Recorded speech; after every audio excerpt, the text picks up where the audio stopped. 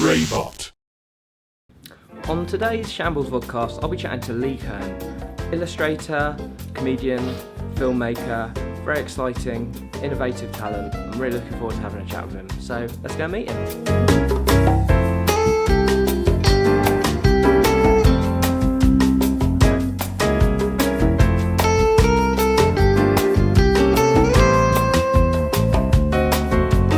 Covered in crumbs. Hey Lee, how are you? I'm alright, how are you? Thanks very much for coming. It's alright, it's my pleasure. It's sunny up the road. Thanks for dressing up for it, you look great. Thank you. Cycled here. Did you? Yeah. What bike have you got?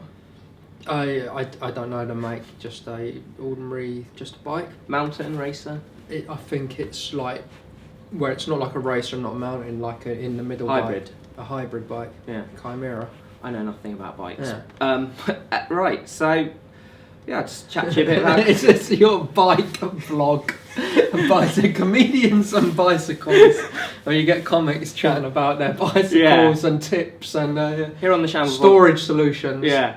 Well, the concept is we get an actor cycle here, and then we spend the first 10 minutes talking about cycling. This week we're with Jacob Edwards discussing hydration. And very good. Yeah. No, let's talk about comedy. Okay. That's enough about cycling. So you've worked a lot in TV, had a lot of success. I feel that. Do you feel like you've had enough success? Have had enough success?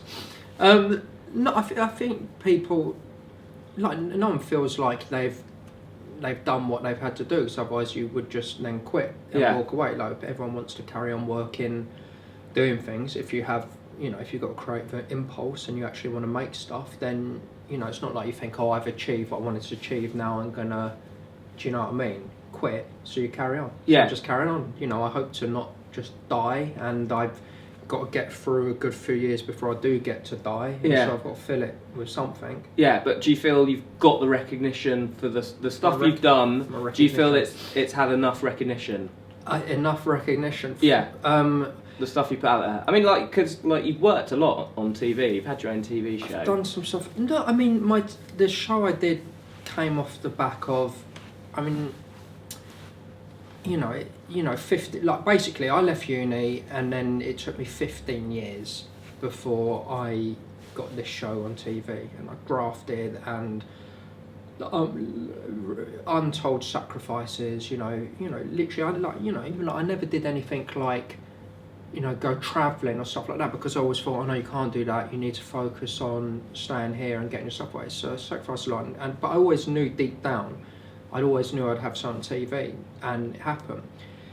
But then the only unfortunate thing was, unfortunately, my show went out during Britain's greatest ever summer of sporting triumph, with the Olympics, which meant, unfortunately, like, no one's interested in anything about the Olympics, so it probably didn't really get seen massively. But we made a really good show, and in terms of recognition, those who saw it, can only but be happy with the feedback I've got. I still get people write to me, and producing directors write to me, and people like it. In that respect, it's just, it didn't equate to enough people seeing it in that respect, where you think, okay, you're going to do all this work, you get a show, then I'll be able to do anything. Because it's not. It's like, you do this, you get the show, and then, all right, and what? Yeah. Do you know what I mean? You literally just got to, it's just carry on the same as before. Yeah. So is that disappointing, or? Of course, it's disappointing in that, you kind of, you constantly want to progress and get to make stuff and think, right, now I can have opportunities and make whatever I want. But it's just, you just got to carry on. Yeah. So of course, like, everyone wants like an easy ride, but you just got to graft like you always have done. It's a game. It's like, it's always a battle. It always will be a battle. I'm sure even when you're the big nuts, you still got to fight and battle. It's never just, it's finished now. Yeah. I can relax. Yeah. And then if you do, then you'll probably, make Derek or something. But yeah. Anyway, so carry on. I wondered how long it would be into this podcast before you mentioned Derek. No. So you moved into stand-up pretty late, am I right? Like, in your sort of career. Were you doing it before the last, was it 3 years ago when you first properly started? I guess to answer the question, just the general arc of my career is so I've always like, you know, I'm a funny man, and I've always been funny, and always, like, I grew up watching the Young Ones, and I always thought, right, I want to make stuff for TV. Yeah. My influences weren't stand-up comedy. I didn't really grow up watching stand-up or comedy and all the rest of it. It was TV stuff that I liked, and I thought, well, that's what I'm going to do. But it just transpires that the first creative opportunity I got to get money was through documentary. And so that's what I did. And I started making documentary, but obviously twisting it massively with a comic edge, because that's what I wanted to do. And then what happened, I got tired of sort of editing, because I'd make my own stuff, and I got tired of that, and I kind of wanted to have a more spontaneous release of comic ideas. So I went in front of camera, and then I got opportunity to do some presenting stuff, and so that meant I could just be funny but spontaneously without then having to go and sit in a bunker and edit. And I did that, and then it was in a weird way, it's like there's always been this, I don't know why, who knows why, but this inhibition to overtly out myself as saying, oh, I want to be funny, I'm, you know what I mean, I'm a comedian, I'm a clown.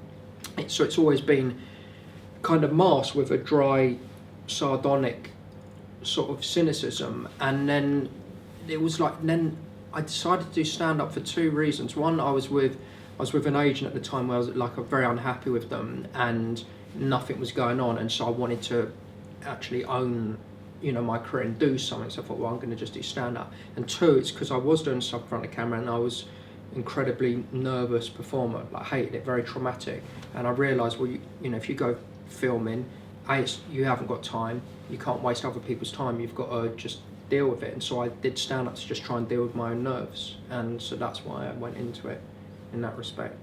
Yeah, what a long, boring answer, isn't it? Well, and it's like, I remember seeing one of your early gigs, actually. I think it was the Electric, for something like Mark Talbot. That cinema, yeah. That went alright. Yeah, it went alright, but like your act's completely changed now. It's sort of like a really subtle parody of stand-up as an art form. I feel that's what you're trying to do now with your stand-up. Is that a fair assessment? When I first started doing the stand-up, and so I was like a fast riser apparently, and I got people backing me and getting behind me, and it was very much like intellectual, coherent, comedic ideas expressed. Do you know what I mean? In a very traditional sensible stand-up, way. maybe. Traditional, but great. Yeah. But there was like, here's an actual idea. It's coherent. It makes sense. I'm communicating the comedic ideas and trying to be myself as much as possible. And I did that for a year, and but I found it traumatic to do comedy. It was like the nerves. I never enjoyed it. It was horrific. Like, it would go well. Sometimes it wouldn't go so well, but a lot of time it would go really well. But I never enjoyed myself. I never had the buzz that you're supposed to have on stage. It was just genuinely traumatic. And then, so after a year of doing that, I actually thought, oh, I've done this for a whole year, and I sort of had an Edinburgh that was like in a crappy venue, which wasn't the most fun. But I thought, oh God, I focused so much on doing the stand-up that I've kind of haven't been involved in the TV game, and I kind of feel like I'm out of the loop of the producers and what's going on there. So I thought, I'm now going to just focus on, I'm going to get a TV show. And just for anyone's interest in a career thing, whether it's a British thing or just a thing, in the same way that I kind of masked the idea that I want to be funny and make people laugh, I've always had this uncomfortable thing with the idea, you know, with success and the integrity. And there was a genuine sort of turning point where I said with myself, do you know what? No. There's fucking shit unfunny people out there, and they've got no inhibitions whatsoever about getting on TV. And they are. You know what I mean? There's crap people on TV, and still are. They're not tortured by thinking, oh, is this right? Or do I want to? They just go out and do it. So I thought, well, sod it. You know, I'm going to fight, and I deserve to be on that stage along with them because I'm funny. I want it. And so that removed the sort of internal barrier, and good things started to happen. And like, I really fought for that year, and I ended up getting away the TV show. And so like, I did that. And then after that, I had a break and dicked around. And then when I started doing stand-up again, and I did this kind of Twittery thingy, which was a bit different in form, but it was still intellectual, coherent ideas. But I've always found this, there's always been this, I haven't had the breakthrough within me of thinking, well, people only know me for doing, a biting, comedy, acerbic, sort of, oh, he thinks this about that, you know, blah blah blah. But there's such another side to the comedy I do, which is like absurd, stupid, clownish, and silly. And anyone who sort of sees me online on Facebook, like, they see it there. But I'd never found a way to articulate the clown side of me on stage, or to be an idiot and the stupid things that don't make sense, like the almost autistic, stupid rhythmic feelings of nonsense that you couldn't write on a written page. Like, if you wrote down the idea to someone, it's not funny. It only comes alive when it intersects through your soul and the way you present it on stage. And then interviewed Paul Whitehouse once, and he said about Vic and Bob, that like, if they wrote down what they were going to do, it wouldn't be funny. So it's like, you know, and it's that. Yeah. And it's, I always equate with the idea, like, if people, when if you're privately ever in your room and a song comes on and you do a silly dance or absurd movement, that's for me, like, that's the touchstone in which, if you can go on the stage and bring that energy of that stuff, because you know that's funny, and deep down, if you went on stage and actually did that gung-ho, those physical movements, and use your body as a vessel for comedy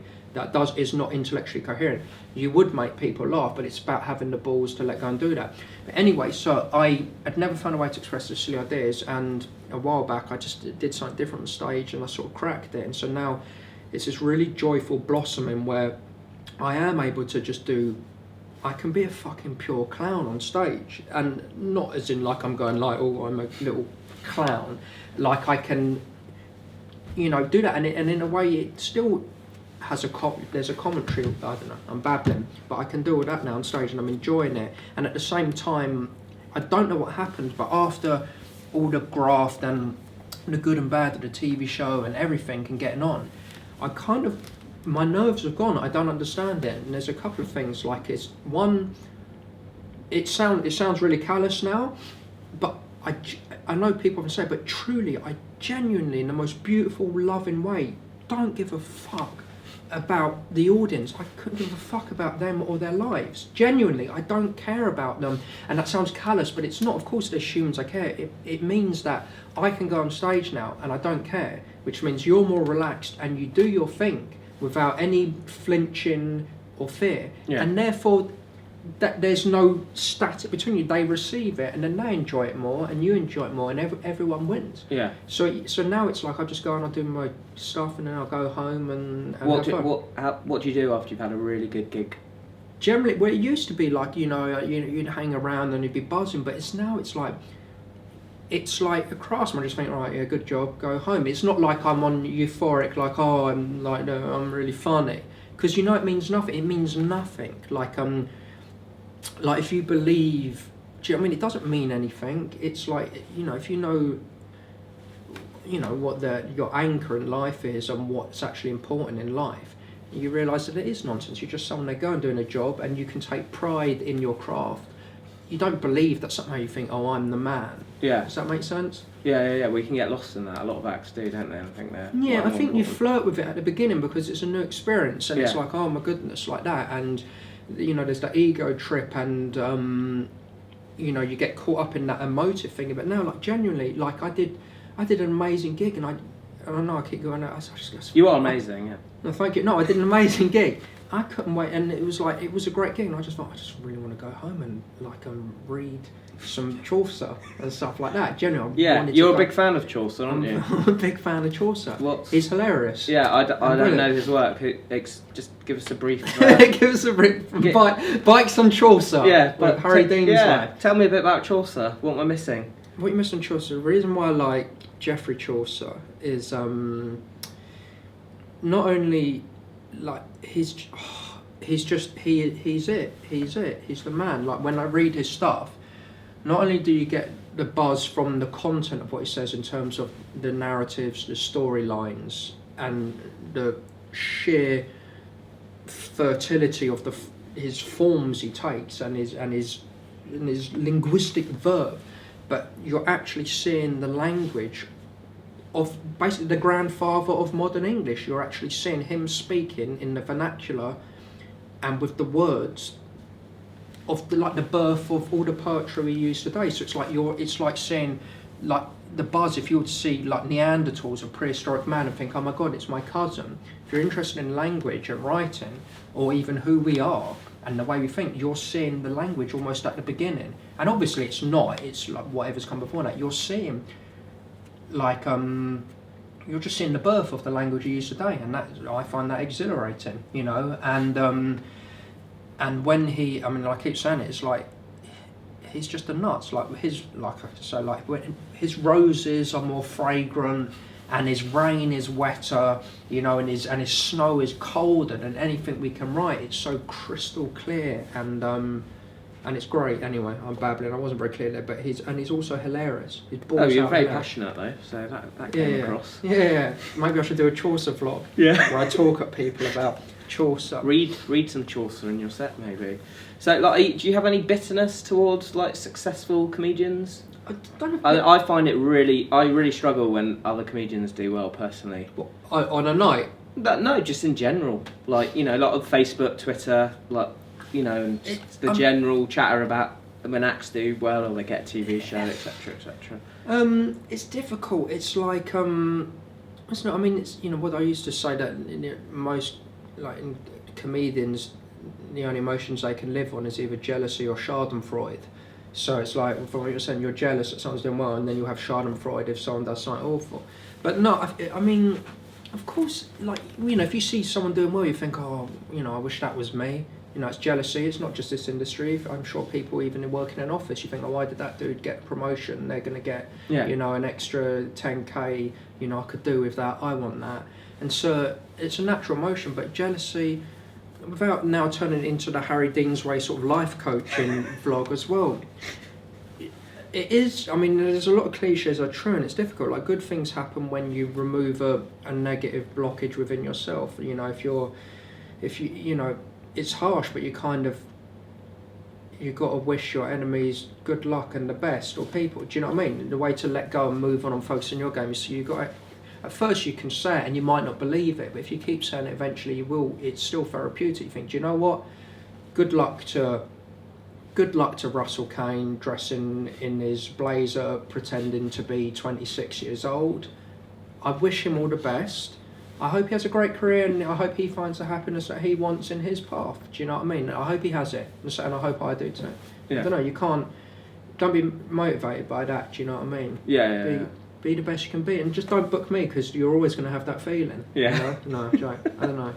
Don't book you or Chaucer, and I'll be alright. Chaucer, yeah. Like, also, you've had, like, pretty good agents, and it hasn't really worked out. Like, you know, if you're an act and you believed in agents, you know, the agents who you've been with, who I won't name, you know, like, probably on the list of the people you would want as an agent in the comedy industry. Why do you think that hasn't, like, why do you think having an agent hasn't, like, worked for you?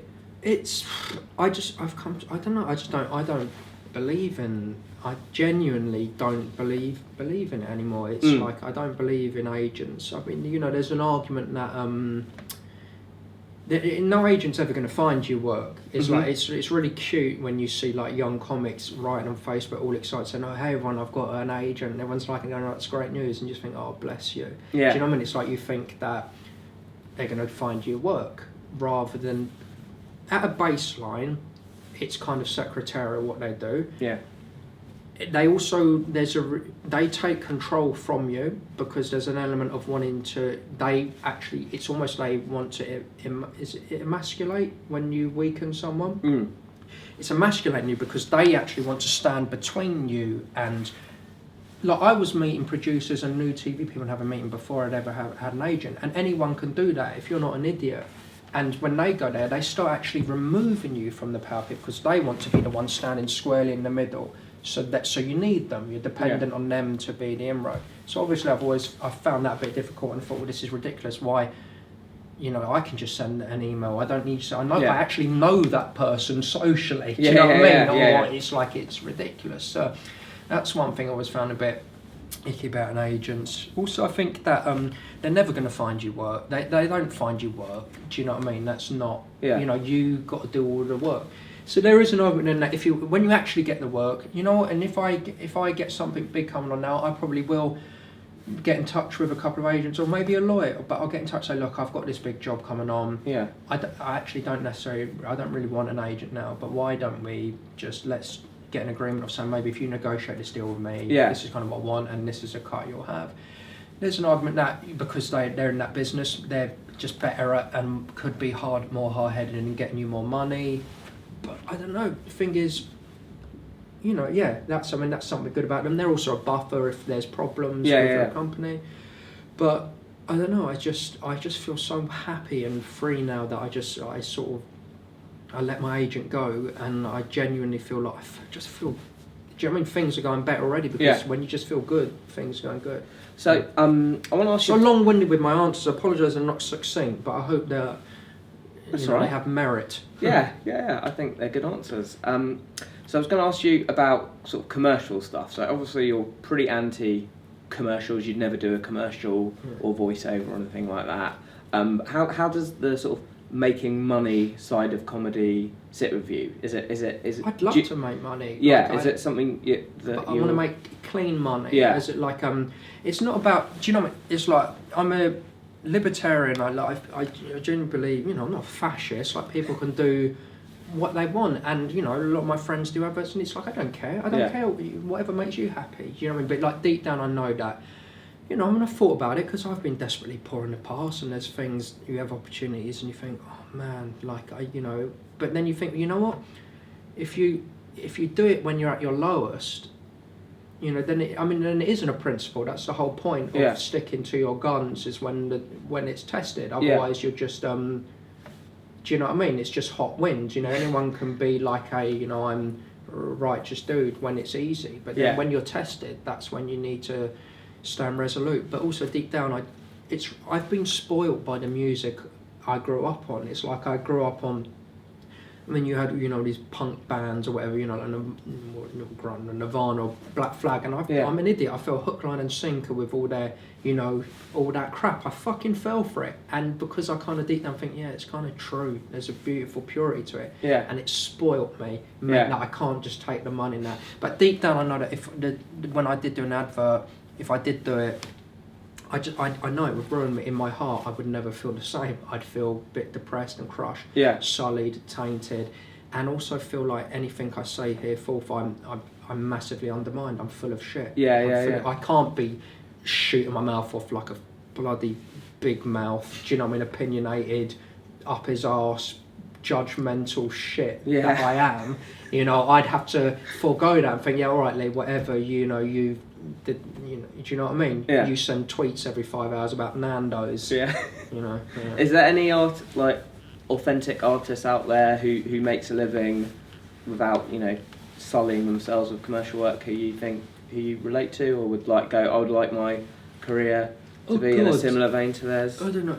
Like an inspiration even, like someone like that who has musically, I like David Berman of the band The Silver Jews. He's kind of, he's cultivated a really nice garden, of work, and he's prunes it nicely, and there's great work there, and you think that would be great. But it's difficult to get a cult following, isn't it? Yeah. Like that. It's only one that will sort of sustain you with a bit of livelihood. A lot of people do. It's very curious who and why and how. Do you know what I mean? You can't really work it out, but And then as soon as they become successful, they inevitably usually sell out, don't they? I think someone like Robert De Niro is quite interesting like that. Someone who just in the 60s and 70s was probably the one of the most exciting actors working like art house film, and now he Rocky and Bullwinkle, isn't it? He does stuff like that now, and he's owns restaurants, and it's just restaurants. Being again, if you're self-employed, running your own business, no harm, no harm with that. But it is difficult, the whole commercial commands, and I do think it's a shame. As much as I'm happy for everyone can do whatever they want, I kind of think it's a shame that you feel as if it's a dying philosophy. Like there's a lot of younger comics and it might come up and say don't do adverts, and actually they sort of go, oh, how come? It feels like it's a dying philosophy. There's a lot of like it might come up and you might do adverts, and young comics will sort of look at the ideas you're expressing, and it's like these are alien concepts to them. It's utterly new. We live in a society where the idea of selling out or having sort of principles or artistic integrity and believe in that, even if it's childish and naive, but if you believe that, I do, that art, you know, has this capacity to elevate and soar our souls in a non-religious sense and propel us to acts of grandeur and triumph and fury and the greatest things we can do and the greatest feelings. And then if you use those feelings, like in advert TV, you create those feelings in people to sell, do you know what I mean? To sell toilet roll or you know, or to, you know, whatever, just to sell what's at the moment, or like gambling. There's comedians now, like on posters for like Ladbrokes, to like, you know what I mean? It's like, it just feels like that's not right. That art can be something amazing, and you can, I don't know, do a bad thing to it. So I don't know. I'm babbling. Lost my, That's all right. Let's do the quickfire round. Not a round. Quickfire. Have we done the main thing? Didn't work, did it? Yeah. Well, this is like some more sort of comedy sort of questions about.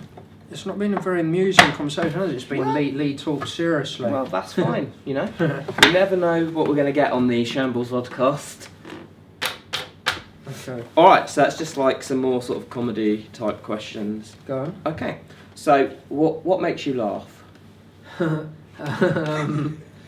don't know. I tell you what puts joy in my heart in just walking up here is when you see, if you're walking down the street and you see someone sort of laughing to themselves, you know, or sort of smile or trying to suppress a laugh because they thought of something funny, and it makes me laugh. Do you know what I mean? Because I just think, I know. You know what I mean? Even though I don't know what they're thinking, it's like it makes you think of something like that. So that's something that makes me laugh. Oh, cool. Yeah. And who don't you get? Is there an act out there you just don't get that you're like, what I do not understand what this act is doing?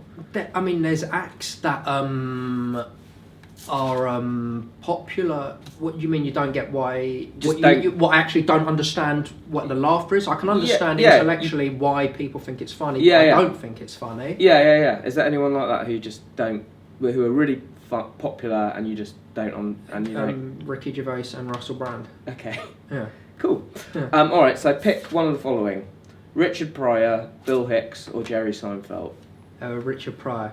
Okay. Should I say why? Yeah, if you want. He's another one, like you mentioned before. He's someone that, if you were to transcribe like his legendary sets, if you were to transcribe his jokes and write them written a page, it's kind of like okay, it's actually not that amazing. The content of the jokes, it's not funny, but he's this person where when it's actually then filtered through his soul, and his pathos and his sadness and his stupidity, it suddenly takes on this, like it becomes humane and hilarious, and it's filtered through him, and it's filled with the colour of his blood, you know, and it becomes hilarious and amazing. Yeah. So that's why I think he's incredible.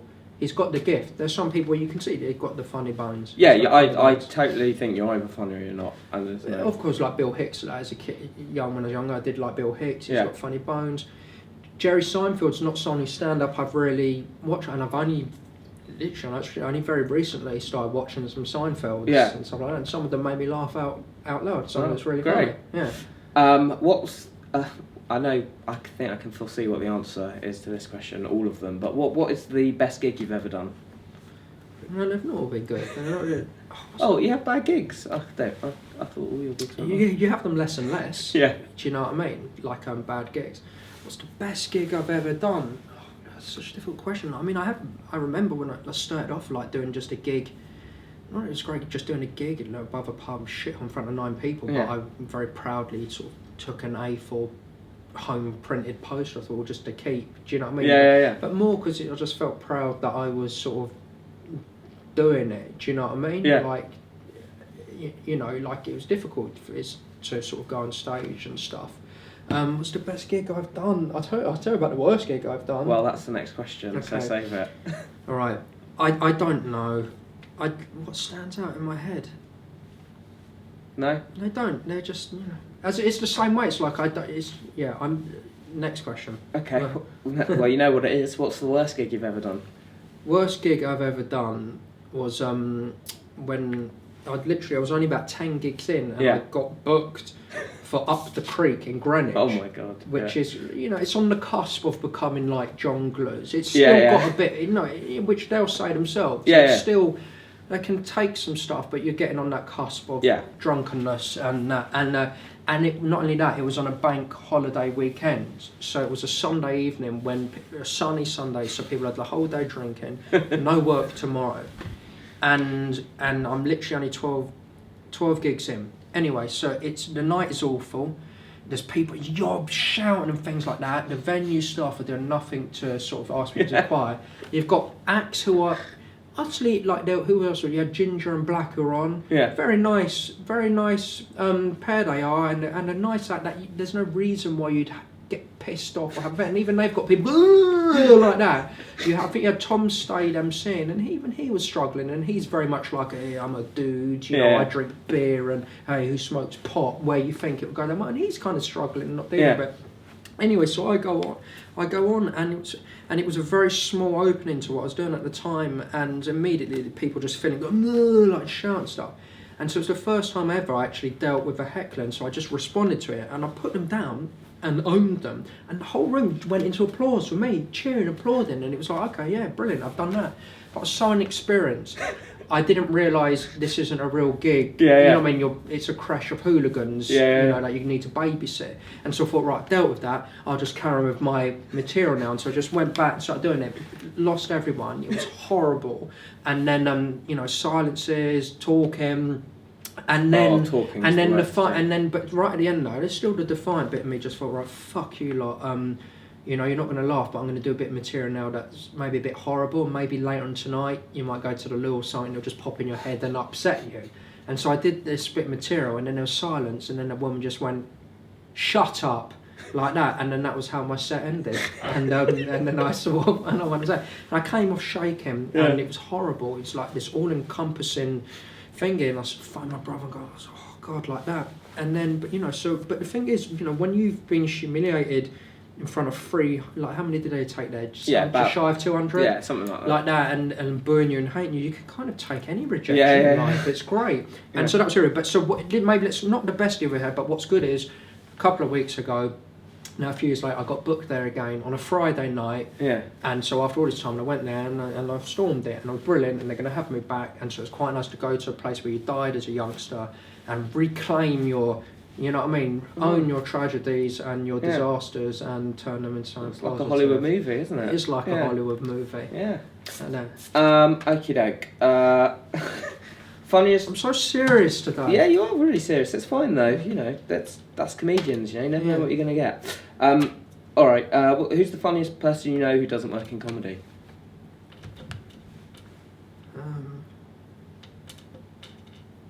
That's a difficult one. Yeah, everyone says that about that question. The thing is, I used to think, there's loads of, because I've grown up in a family of cab drivers, and so I hang around lots of black cab drivers, not just my family, other black cab drivers, and they pop around and that, and I always used to say, man, they're funny. Do you know what I mean? They're funnier than people that when I was working in TV, they're funnier than people that work in showbiz and the TV. Do you know what I mean? And people would look down on cab drivers being stupid, or, I'm sure they are like any industry, you get mixed, but it's really witty and clever, and not everyone's a racist, do you know what I mean? Really quick brains, do you know what I mean? Yeah. So a lot of them, that sort of, the speed of that kind of chat is funny. But who's else funny?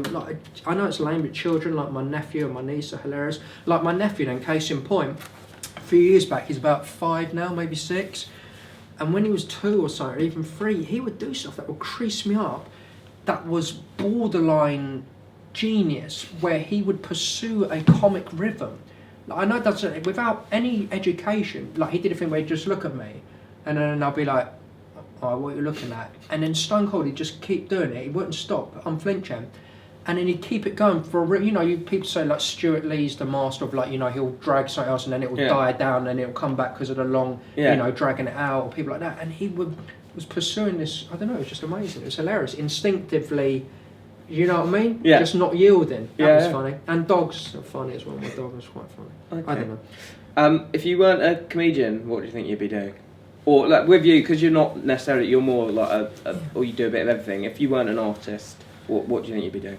I every now and then I have fantasies about just becoming a academic in like a medieval poetry. Literally, I do. I've been looking into it. I've looked online to find like London sort of medieval literature societies, and I'm going to this Saturday. I'm spending my Saturday like a loser from 10 till 6. I'm going to see some postgraduates give talks on the little medieval sort of dissertations, whatever they've been working on. So I kind of fantasise about working in, not even just in medieval poetry, but I can fantasise about sort of working in academia and doing that.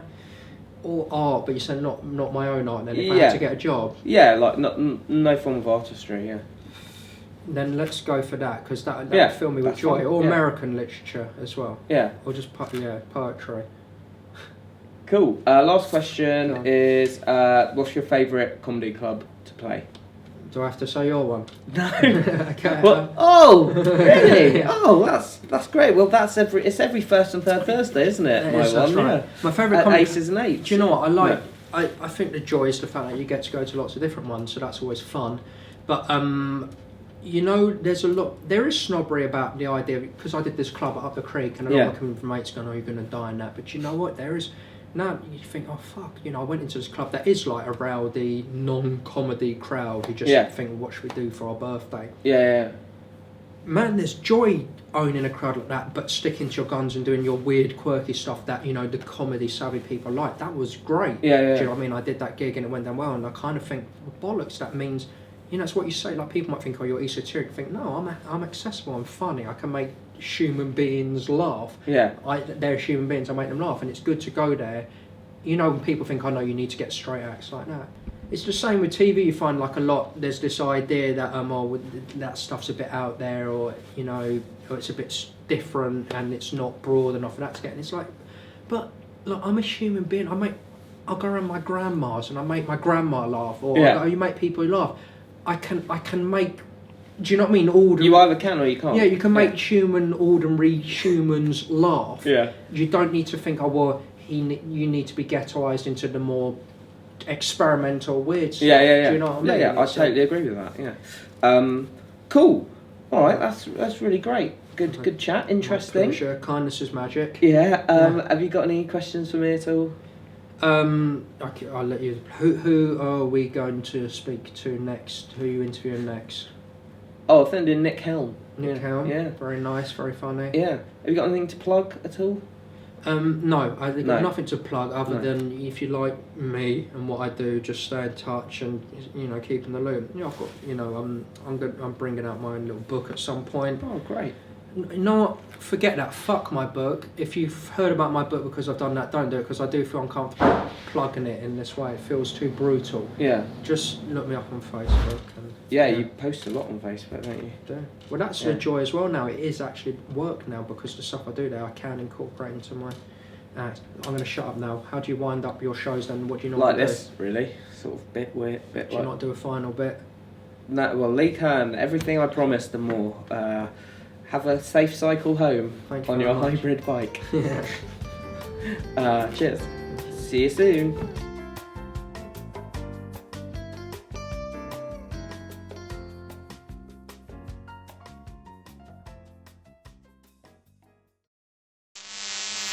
Raybot.